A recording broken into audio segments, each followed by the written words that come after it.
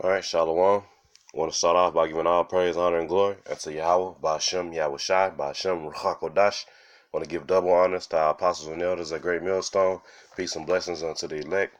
And just want to bring out a couple scriptures, man, and go into this article in the wake of some recent and current events. We are now in the 17th day of the government shutdown.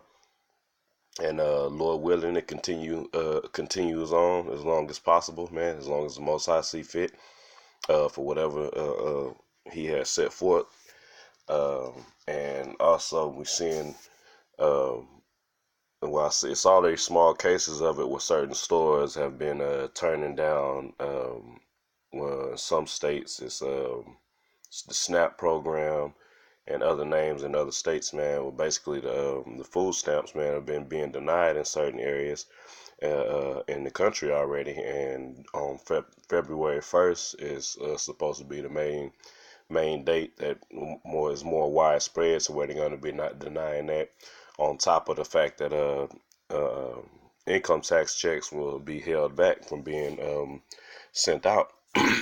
So that's going to be some beautiful things that's going to come to pass, Lord willing, very soon, if this government shutdown continues, man.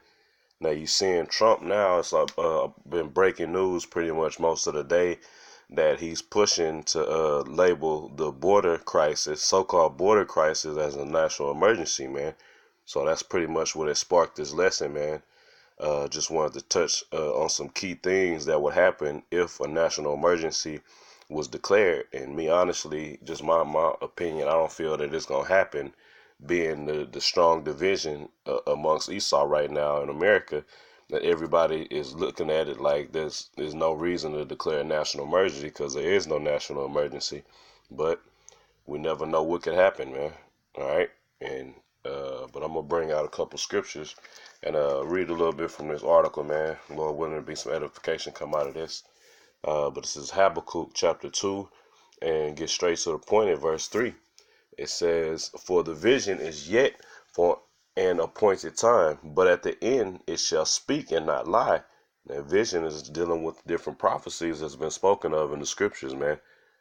All the different things that the men of the Lord have been speaking about through the Spirit for the past few decades, man. All right, dealing with martial law, dealing with the mark of the beast, dealing with famines and this economy crashing, dealing with World War III, and now we're in that time where it's starting to speak, and we're seeing all these things come to fruition, man, through the spirit and will of the Heavenly Father, man. All right, it says, "Though it tarry, wait for it, because it shall surely come; it will not tarry," man. All right. So the men of the Lord that have full faith in everything in this book, we understand that we have to be patient. And the ones that have been patient are getting hyped up through the Spirit, seeing that it's happening, man. All the things we spoke about, people laughed when you talked about martial law, or talked about national emergencies and the country being shut down and different things like that, or the dollar's gonna crash, or the market beast is gonna be pushed. And now these people are seeing it and they're getting in fear. But the men of the Lord are in a calm spirit, man, because it's putting us at peace, but it's energizing us at the same time, because we're seeing prophecy speaking before our very eyes, man. All right. I'm gonna bring out this the second Ezra chapter 15, and I'm gonna get straight to verse 16. Second Ezra 15 and 16, man, just dealing with a direct prophecy that we may see soon, very soon, man. This is Second Ezra 15 and 16.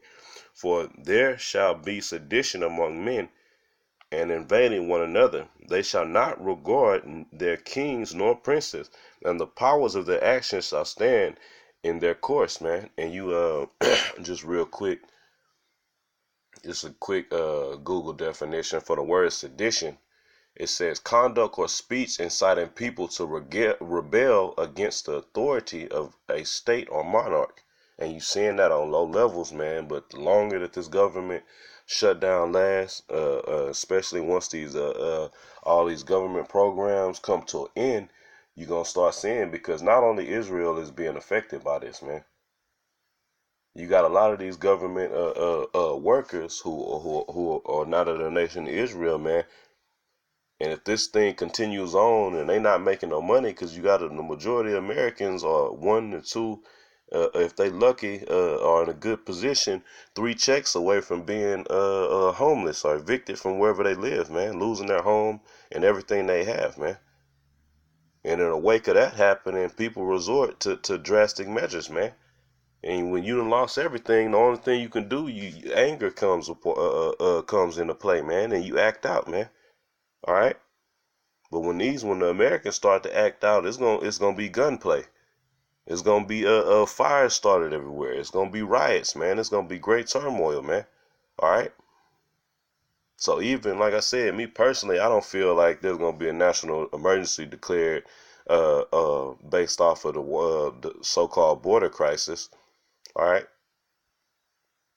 But something is gonna happen to where there will be a national emergency declared, man. All right. And part of that could come from people rioting all throughout the country due to the fact that they can't survive anymore and they were rebelling against the government, man. All right, I'm gonna get a little bit into this article. This is off of usnews.com. All right, and it says, when can a president declare a national emergency? All right, and I'm gonna skip down and get to a key part, man. It says, yes, this is what I was looking for. All right, it says, what does the NEA, National Emergency Act, mean for the president and Congress?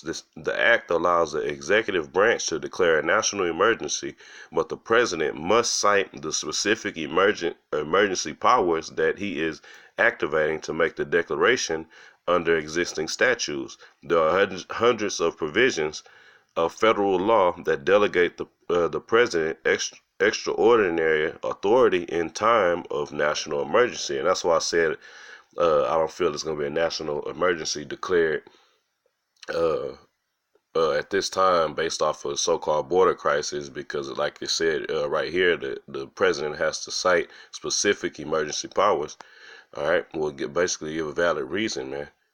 But through this act, if it is putting forth, he has to cite specific emergency powers as he's activating the declaration, and that's where FEMA comes into place, man.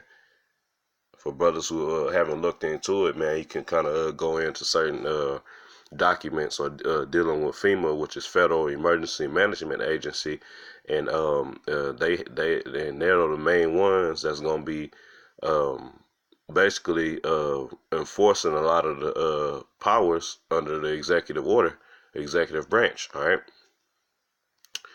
But I'm going to jump over to this next paragraph. It says, according to the report, under the powers delegated by such statutes, the president may seize property, organize and control the means of production.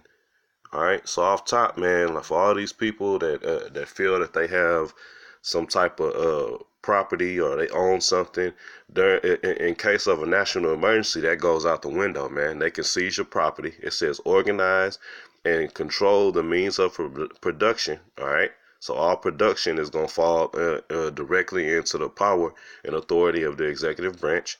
It says seize commodities. All right. Assign military forces abroad. This is it says institute martial law. All right. So you seeing what's knocking at the door right now? Martial law is here, man, and we just waiting on that the specific domino to fall and kick this thing off, man.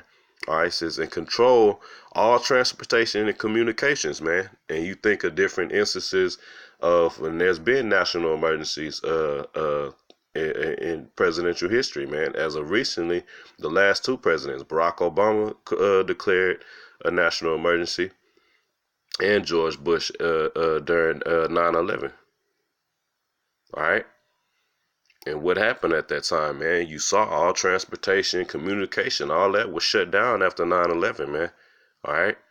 It says regulate the operation of private enterprise, restrict travel, so you won't be able to just. And matter of fact, I'm gonna jump back over here since it said that in 2nd Ezra 15, and I'll read 16 again, and the point is in 17, since it said that under a national emergency they're going to restrict travel. All right. And C is in control of all transportation and communication.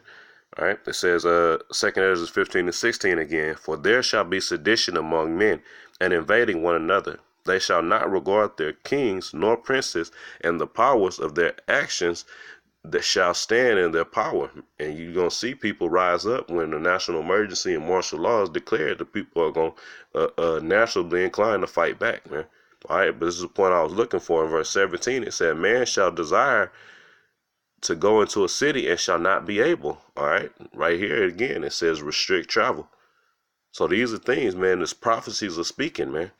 All right, it says in a variety of ways control the lives of the U.S. citizens, man. So under a national emergency, they're taking all power away from the citizens, man. You won't be able to communicate normally. You won't be able to transport and travel. Your business, your private, private enterprises will be affected, man. There'll be martial law troops all throughout the country. All right. And I just wanted to jump down just to back up the statement I had made about there has been national emergencies declared in America, man.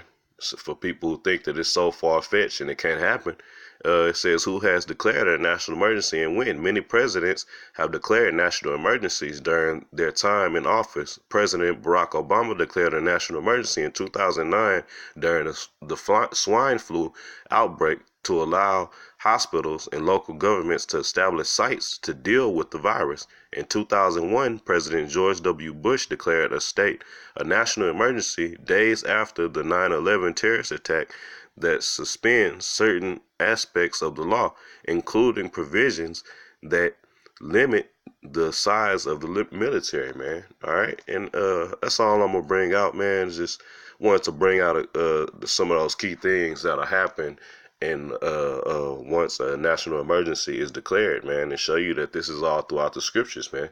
So ultimately, and we know the president don't have no fucking power, man. He's just a puppet, man. The elites are in control.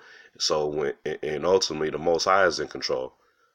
So whenever the Most High put it on these devils to go forward with their New World Order plans and just go crash this economy and create this chaos to bring their so-called order into America, that's when it'll happen, man.